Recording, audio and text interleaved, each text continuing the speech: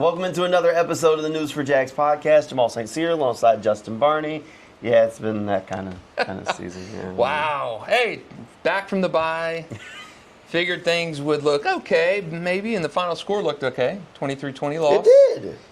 But you got to talk about the elephant in the room, Trevor Lawrence, and his future and what that means for the rest of what has become a lost season. It's definitely a lost season. Team sitting there at 2-10. I was kind of disappointed. Trevor gets hit. It was a dirty hit, nasty kind of play. And look, I get it. The Houston guy apologized, said he didn't mean. None of that matters in that moment. The first guy that rushes to Trevor's aid is Evan Ingram. Mm-hmm. And then the guy that gets ejected from the game is a rookie. That's a whole lot of fight for your guy. Yeah, to me, and I agree. You wrote something yesterday, and I know people online were chirping about it, about how their offensive line, you can't protect your quarterback. What you were saying is show some fight. Come to the defense of your guy. I don't care if Brandon Sheriff gets a $30,000 fine. You come to your guy's aid, and I know that you got old school guys online, people in town. How you got to react. I want to see some fight. I mean, to me, it's jarring that Jarian Jones is the only guy kicked out of the game. I want to see Brandon Sheriff. I'm not talking helmet swinging, but I want to see some guy. I want to see him grabbing Al-Shaair and doing something, fighting back a little bit. Your left tackle, your offensive line are supposed to protect your quarterback. Yeah. That is in the job description. That's at every level. And at every level, I mean, you've seen it time and time again, quarterbacks getting roughed up, defensive guy pushing their helmet down in the dirt. Who's supposed to come in there and snuff it? The offensive line guy. And then take somebody's head off the next play, whatever. I'm not saying it's got to be dirty.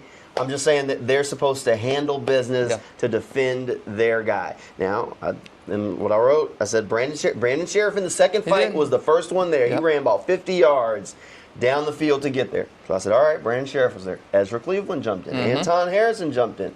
There's 5 guys on the offensive line, and one of them had gotten paid that morning. I'm just saying, the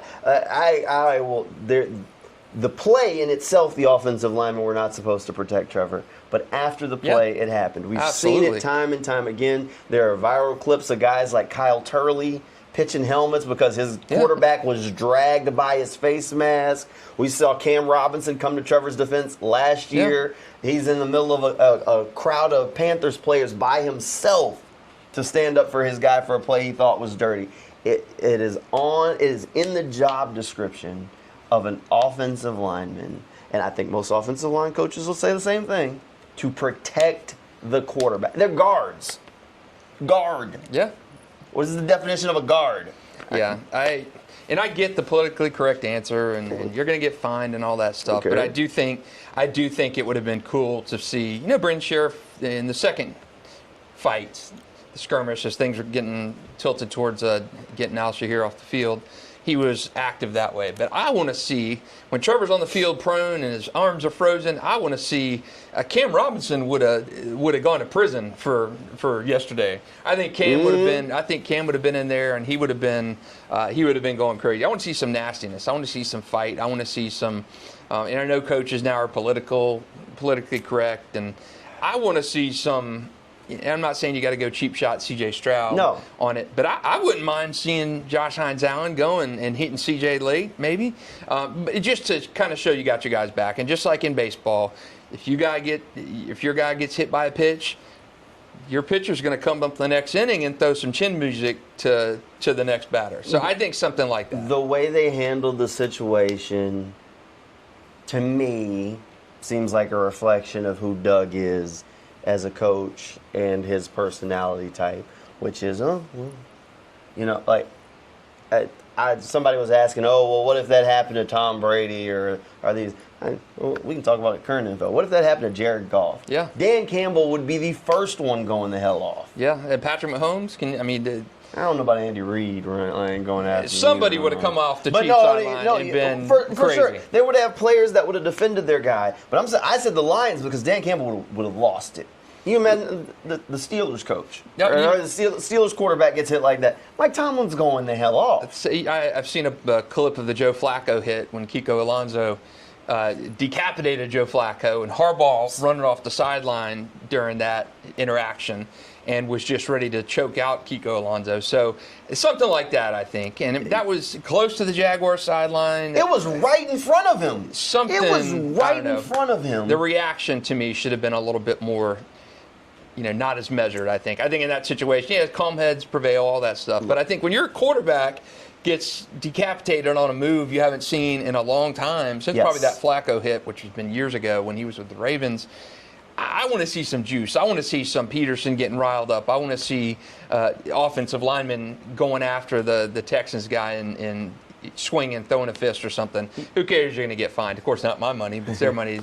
But I want to see some more reaction. Look, I'm not saying that everything, like your reaction, all has to be visceral and in this fight. I've watched a lot of bad football for a number of different teams, pros, college, whatever. But there were certain teams that had like those personalities. You started to fight on the field, didn't care who was what. All right, here we go. How much we down? Because they were coming back, all of a sudden this team was going to win this game. Because there are teams that just have that personality. Tough teams. But generally those tough teams had tough coaches. Like I remember the Jim Haslett New Orleans Saints. They were never that great. 7, 8-win teams a lot of time. But boy, if they had a fight on that field, just knew you were in for 3 more quarters of some work. Yep.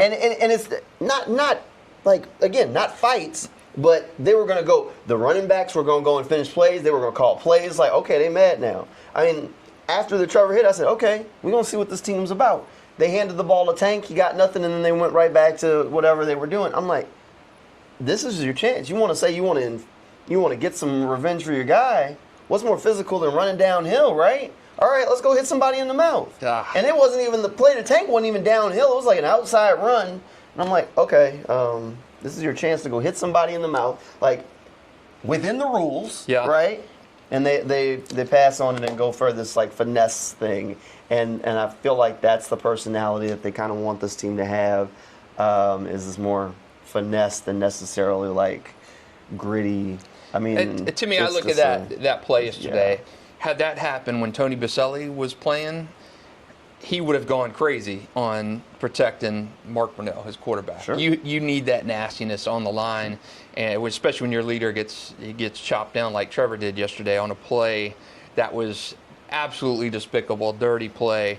And I know he got thrown out of the game, but I want to see I want to see Pedro Martinez throwing at the next batter in the lineup when Mo Vaughn gets hit, kind of deal. That's what I want to see, some of that fire being not anything dirty, but at the end of the play, you finishing your play hard and pushing your guy. I don't know. It doesn't look. I get it.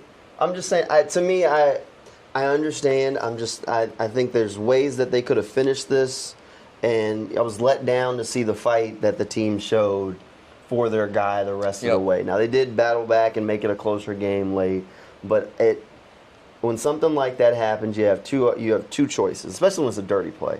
All right, I'm going to show you. Or, well, they said that if we do anything else, we'll get fined and be in trouble. And I feel like they chose the latter. It went in the hell. If they should have went in the locker room and came out more pissed off. Yeah, I'm with you. I mean, you're not saying go head hunting or anything like that, no. but show some fire, man. Show some Tank Bigsby at the end of the run, lays his shoulder out. Every play should have been finished. Yes, exactly.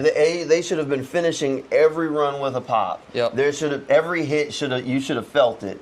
There should have been a little extra something there every step of the way. And again, it can be within the rules, but if they ran down the field because they felt like the guy was talking to fans or whatever he was getting ready to do, and Sheriff confronts him, Tank's down there, Brian Thomas is down. Okay, this is your home field, and this is how you feel. Like it? Now you got 3 more quarters to show me. And I don't think that player exists on Jacksonville. I don't think Jacksonville has a player like a Cam Robinson, the nastiness. Cam would have been ejected. He would have been ejected. He was ejected before during game fighting. Cam wouldn't have been playing the second half of the game, and that's okay. To me, it is concerning. Like, no problem with Evan Ingram jumping in. He's a veteran leader on the team, but he's one of the calmer guys. And to me, when you got guys that are standing next to him, Like, if you see that guy go from 0 to 100, it's one of those things where I don't know what just happened, but I know it's bad, and I'm supposed to have his back. Now, let's throw this back to training camp. Do you remember when Gabe Davis got rocked at training Christian camp? Kirk flew off the sideline. Exactly. So you saw that. That's a team-on-team battle in training camp where Christian Kirk came to the defense of his teammate. Another teammate delivered the hit. Where was that kind of energy yesterday where your quarterback, he's knocked unconscious on an unbelievably dirty play? Where is that fire? And I don't think Jacksonville has any of those types of fired up guys on this team. I think Jacksonville right now is a team of, I know you mentioned where Walker Little's contract ranks in terms of offensive linemen, like 14, something around Top there. 15. That to me, to left tackles. To left tackles. Jacksonville is a team of 14s, 15s, and 16s. There's no elite talent. This team is a bunch of pedestrian guys when it comes to tenacity, performance production. They're a bunch of base hitters. There's just no guy on this team right now that, to me, has got that fire in his belly. BTJ has had a good season, but he's not, to me, that ringleader of going to get guys fired up. They're a team of middle of the road guys, and there's no leader on this team right now. I thought that the culture had been reset and all this stuff. And there's just none of that on this team. They reset the culture from what it was, because what it was, I think they thought they were doing a good job, and the problem was I think they went the wrong direction. So the culture was in a place where it became negative and toxic quickly when they were losing, because they had a lot of guys that expected to be good. And given some of them weren't necessarily the talent level where they needed to be, but they had these attitudes, they had these mentalities, maybe a rougher edge that when things went bad, the locker room went bad quickly. And that's why you had some of the dysfunction you had in 18, some of the things we saw in 19, some of the things that happened in 20 was that these guys were gruff. I mean, I can tell you, we went in the locker room after games, and there were guys arguing and fighting in the showers loud enough that we could hear them as we kind of just were in the locker room. There were guys with those mentalities. So their clean up the locker room, fix the culture was, let's get rid of these guys and bring in a different kind of guy. Now, the problem is you got to have a couple of those. You got to have those. You got to have those. Got to have a couple of those guys. You got to have, I mean, I think about it in every sport. Championship teams, they always got one or two just crazy guys. Yep. Just, I ain't going to mess with him. Yes. Kind of guys. And, I mean, Jaguars have some tough guys. I don't know if they have like the, no, I don't want to mess with him. No, there's guy. Nobody on this team. Your leaders, your guys, to me, are Josh Hines-Allen, Trayvon Walker, and they are not those tenacious kind of guys. To me, those guys, when I think of who I'd hate to slip into an alley against at night, that's who I kind of want on this team. You got to have an enforcer like that. Josh, you slip into an alley with Josh, you can give you a bro hug. What's up, man? Good to see you. Trayvon, same kind of way. Those, and that's good for culture and stuff, but you need a guy that you thought you're going to walk into an alley with. Roy Robertson Harris, I'd be afraid, Cam Robinson, I'd be afraid that I wouldn't come out of the alley, Get a tire iron upside the head or something like that. You need that kind of person where that they're a little bit unstable. Yeah. And I think you lack that in Jacksonville. You've cleaned up the locker room in a sense, but I don't know. And it's hard, you know why? And we were actually talking, and I was Kayvon Thibodeau, who's in New York, who was a guy who was in the conversation for the Jaguars back when they drafted Trayvon Walker. He was talking today, and I was sitting down with Justin and said, he thinks the NFL locker room should be a meritocracy. Basically, if you perform, you have a voice. If you don't, you don't. But there's something to that. It's tough for the guy who is the third string guard to stand up and tell everybody what to do or to try and get everybody fired, because they're like, yeah, exactly. Who's this guy? Like, so there is something to that, where in order for you to have that kind of edge or to show that edge, really, you kind of got to be the guy. And there have been some guys, like Ventrell Miller's been a guy who stepped up for this team as kind of the hype leadership presence on the defense. All right, let me throw names out to you on this team. Highest paid guys. Josh Hines Allen, is he like that? No. Eric Armstead, is he like that? No. All right, let's see. Andre Sisco, is he like that? No. Devon Hamilton, is he like that? Absolutely. All right, let's go on the offensive side. Trevor Lawrence, he like that? No. Travis Etienne, Tank Bigsby, Christian Tank. Maybe Tank. Okay. Tank. Christian Kirk, BTJ. See, Gabe Davis. Every guy you're rattling off, except for maybe Tank, all of them are just quiet people. Yeah, exactly. Like they all talk about, oh, what's your pregame thing? Well, I go inward. Like Josh is like, I find a dark place and sit there. Mm-hmm. And like Trayvon was naturally quiet. Brian Thomas Jr. naturally quiet. Christian Kirk naturally kind of quiet, and he kind of gets out. But most of them are. Trevor, he's not a vocal leader. Like they don't have vocal leaders. Like their closest thing to vocal leaders this year, honestly, the guys that have stepped up have been Ventrell Miller and Tank Bigsby. Those have been the hype, energy, vocal leadership guys that they've had. Yep. Ventrell's a part-time. He's a part of the hockey rotation, and he's played fantastic. Yep. I think he needs to play more, but that's tough. He's a second-year guy, hadn't played his first year. How in the hell is he the guy giving halftime speeches? So the guys that you are tabbing as your guys, your leaders, your all-stars, are all kind of the inward, quiet guys, lead by example, don't say a lot, which cleaned up the culture. Is great. It is great in a sense if you're leading a business lunch, but I want a guy. You know, Trevor's. You know, when I'm looking at these guys, they're gonna bro hug you. Hey, how you doing? Yes. Yeah. You know, and that's the attitude, and that's their mentality, and that's totally fine.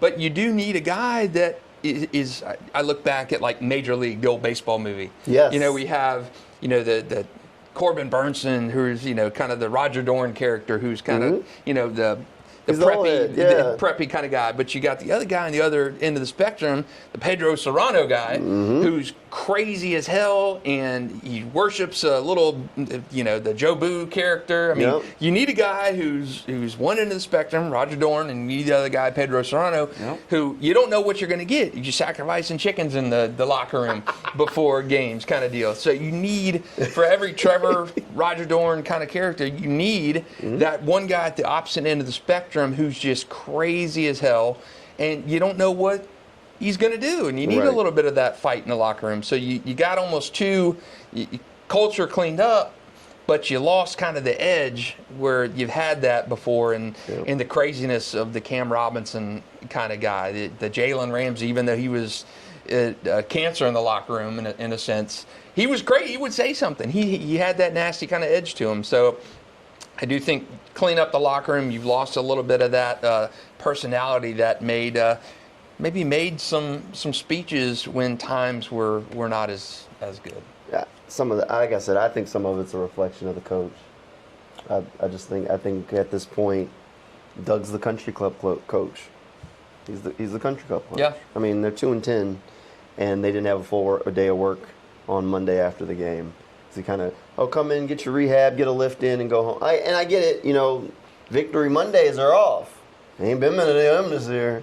And it's late in the season, whatever. But Doug's kind of the country club coach. But that's why he hasn't lost the locker room, because he's not that grind him into the dirt coach. And there's a place, and I get it. There's players coaches now, but at the same time, if you're going to be a players coach, you got to ride for your players. You just had a bye week. You're coming off a bye week that you needed. You have a tough day with Trevor Lawrence being knocked out of the game. Mac Jones played well in reserve and came in and led him to 23-20 game. He had 2 touchdowns in the fourth quarter, first touchdowns in 10 quarters, so that was good to see from him. And the offense late, when kind of the energy got sucked out of the place, that's good. But is Monday a day off when you're already in this kind of this funk? I mean, is that the best thing to do when you got a day off Tuesday? I don't know. I think Doug is probably seen the writing on the wall, and he's trying to hold on to the locker room as much as possible by going a little bit easy on him. Reality is set in. The team is officially out of the playoff hunt. They can't win the division.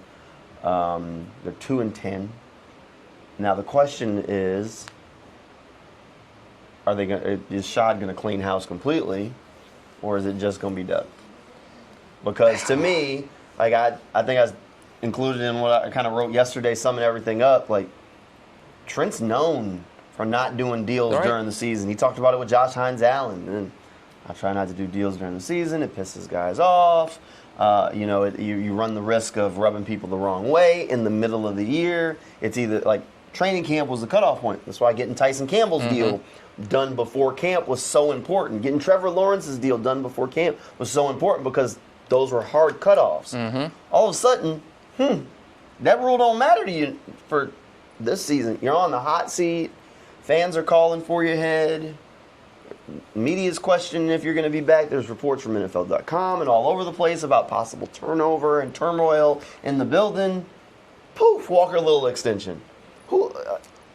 I don't know. I agree. I think it was more of an almost. That was a message. That was a shot over the bow. That was like, y'all want me gone? I ain't going nowhere. I'm not going anywhere. And I do think that was a power move of him saying, "You think I'm going anywhere? You think I'm going anywhere? Walker Little's coming back next year." And hey, I get it. You sign a very league average tackle to a contract he probably would have gotten in free agency, being a starting left tackle. I don't know. I don't know. I don't know what that to me says that Schott is not seriously considering cleaning house. And I would rather have Doug. If I had to pick one of the two to bring back next year, I'm bringing Doug Peterson back over Trent Baalke any day of the week. 100%. I think Doug can still coach. I think I would kick Press Taylor to the curb and say, Doug, you're calling plays. If you don't like it, you can go out the door too if I'm Shad Khan. Doug's led him to 2 good seasons, 9-8, 9-8. You're not getting there this year.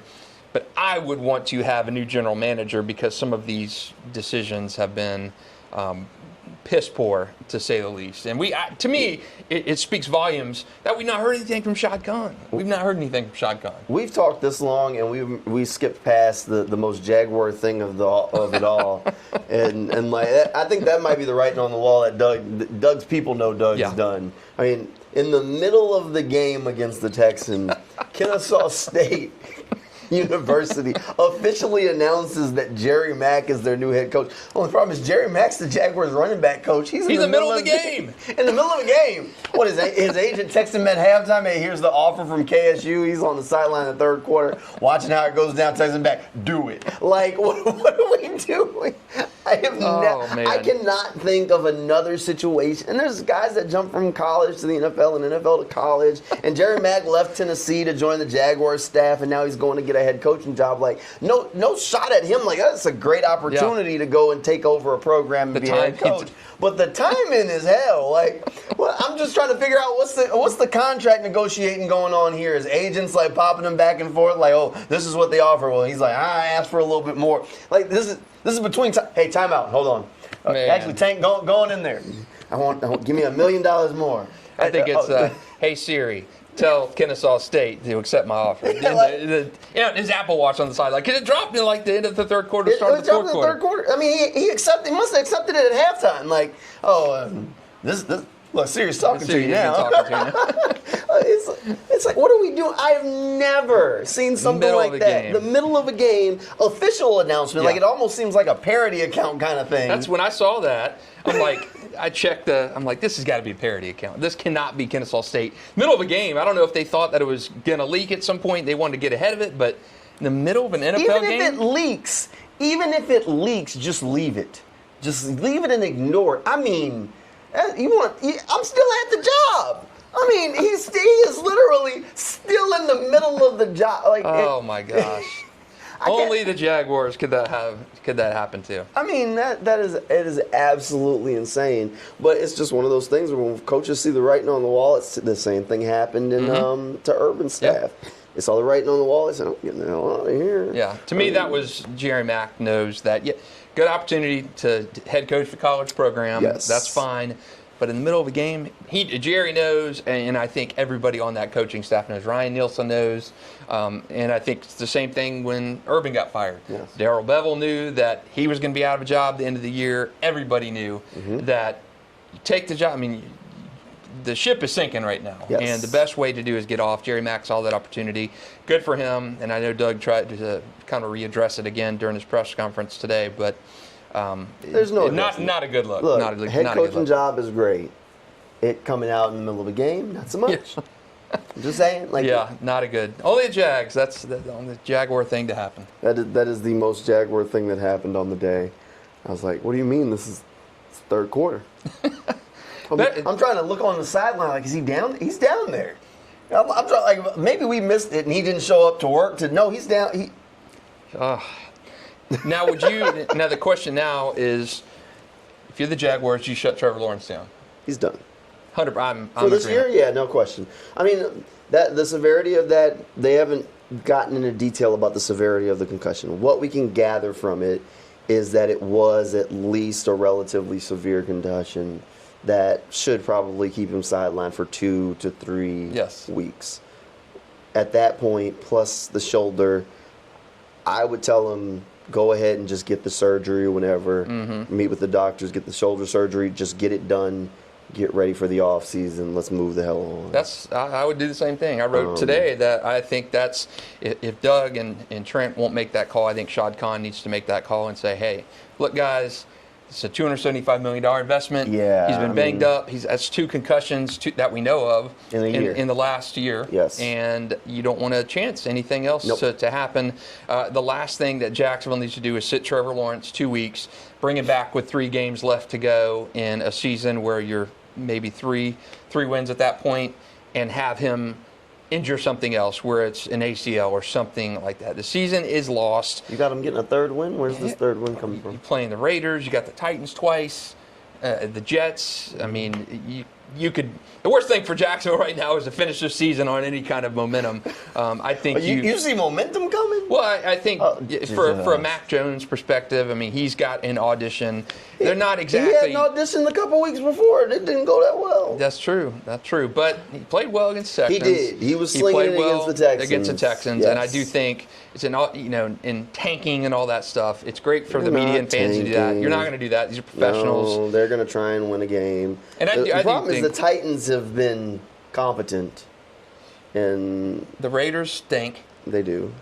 I mean, they and Jacksonville are in contention for the #1 pick, along with the Giants. So I do think Jacksonville's gonna fool around and get a win or 2 to end this season. Knock them out of that first spot. And hey, look, that's fine. You're not taking a quarterback #1 overall. There's no home run guy at #1 this year, so that you're not missing much. So I do think you shut Trevor Lawrence down. I don't even think there's a question. Trevor's going to want to play, but there's a reason that you've got cornermen in boxing. You've got referees in MMA and boxing that can say it's over. Throw in the towel. And I think Shad Khan needs to be that corner man for Trevor Lawrence and say, hey, we've seen enough, and let Mac Jones and C.J. Beathard handle this to the end of the year. There's no reason in a lost cause of a season to put Trevor out there when he's already beaten up and 2 head injuries in a year. Yep. I think it's time for Jacksonville to pull the plug on Trevor this year. Yep. I'm right there with you. Look, I think it's done. What's done is done. Move on. Figure out if it's going to be Doug and Trent, whatever. I mean, but you got to make sure, you got to save the guy from himself. Yes. And we don't know how long he's going to have symptoms from this concussion. He could clear, in 2 weeks, maybe a week. I don't think that's going to be the case, but you never know. I mean, he 100% could. So pretty significant head injury, though. I mean, the Ravens game last year, you didn't even know he was hurt. He finished the game, and Doug just kind of casually mentioned, oh, he's in protocol. What in the world, really? Yeah. Trevor finished the game, for God's sakes. And this was no doubt about it. When Trevor's riding off on the cart, he didn't even know where he was at. Sure. I mean, you're knocked unconscious. You saw the fencing position when he was unconscious after that injury for however many seconds that was. I would not even chance. He's got a new girl on the way. Gonna be a new father. He's considering shoulder surgery. I think you pull the plug on Trevor and go with Mac Jones, C.J. Beathard for the rest of the year. Yeah, and I think that's what's going to happen. I can't imagine a situation where he comes back this season. So, I mean, that does line it up to where the Jaguars are going to be in contention for that #1 overall pick. The problem is, this is a year where there's not, I mean, everybody's Travis Hunter, and that's great. I think Travis Hunter will be a good player.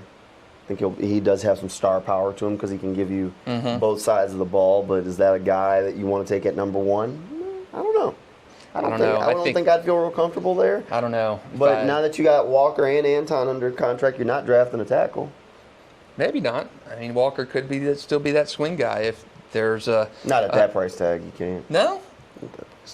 It's middle of the road. I don't know. I do think Walker, if they're happy with Walker and Anton, then that maybe takes you out of the tackle market. But if you had the pick right now, would you pick Travis Hunter at 1? No. I don't think I would either. Yeah, no, it's star power. He could win the Heisman, but I mean, is he Charles Woodson again? I mean, if you think he's Charles Woodson as a corner, maybe, but I don't think Travis Hunter is going to play two-way long-term in the NFL. He's just not. I think he's going to have to commit one way or another, and I think it's going to be difficult transition for him. I think Jacksonville has so many issues right now, even though you have nucleus of guys that you can build on. I do think corner is possibly an option. I think, defensive line. Travis Hunter is the corner. Yeah, he's the corner. I mean, look, I think Travis is a full-time corner and gives you some receiver. I don't know about the Heisman. Ashton Genty should have something to say about that. But that's the running back in me. But yeah, look, I taking a corner at 1. Oh, that's tough. I'm with you. That's tough. Charles Woodson was fantastic. How many bowls? Yeah, didn't go 1. No, he didn't go 1. But how many bowls he get? Hall of Famer though. He was a Hall of Famer. That's great. How many Super Bowls he get? That's true. And hey, I would not be opposed to trading back and drafting Ashton.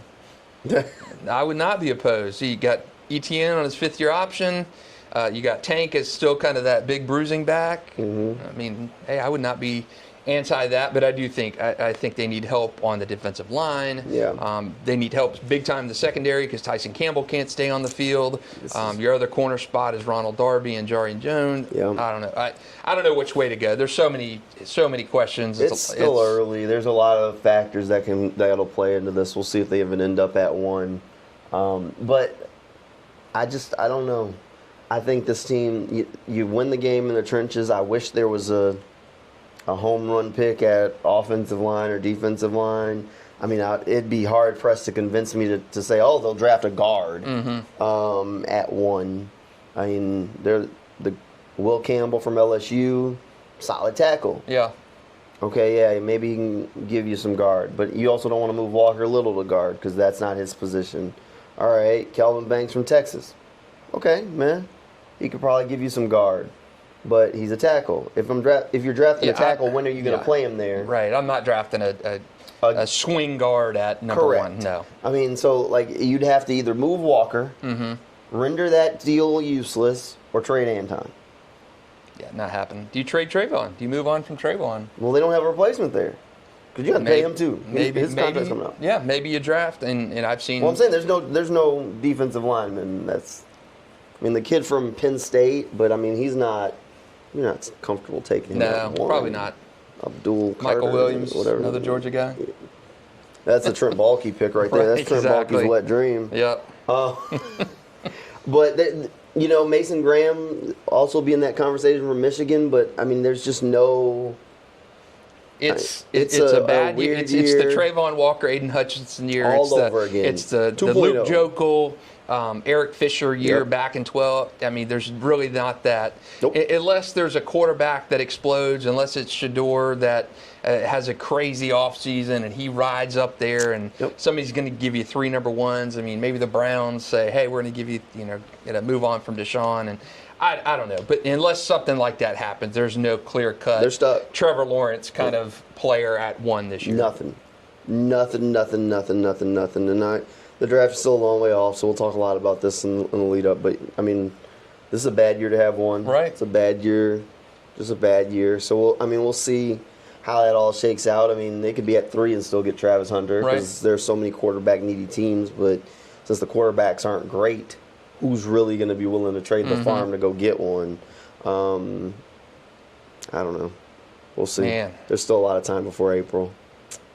Still a lot of time. Unfortunately, April. Yeah. It means 5 more Jaguars games. They do have that. They do have that. 2 more home games that we'll be at. I don't know. We'll keep an eye on it. We'll see how things pan out. Maybe there's some light on the other side of the tunnel. Maybe we'll do a way too early mock draft. Who knows? We'll come up with something. You know what we might do? Our GM mock draft. How about that? Ooh. GM or head coach draft. We should do. There's something. So there's this podcast that I like, Stock Exchange, NFL Stock Exchange. It's a PFF podcast. They do a really good job, and they do this thing called Fix Your Franchise. And I've been looking at them. They're going through all these bad teams. And I'm like, well, when are you going to do the Jaguars? We could do our own Fix Your Franchise. Yeah, that's possible. Already got the new stadium. Just needed some success and new head coach and the new GM. So maybe we'll do one of those in the future and see what we got to do to get what we would do to fix the Jaguars and get them on the right track for next season. I think that might be our next episode. All right, hey, thanks for hanging out with us on this one. We'll see you next time.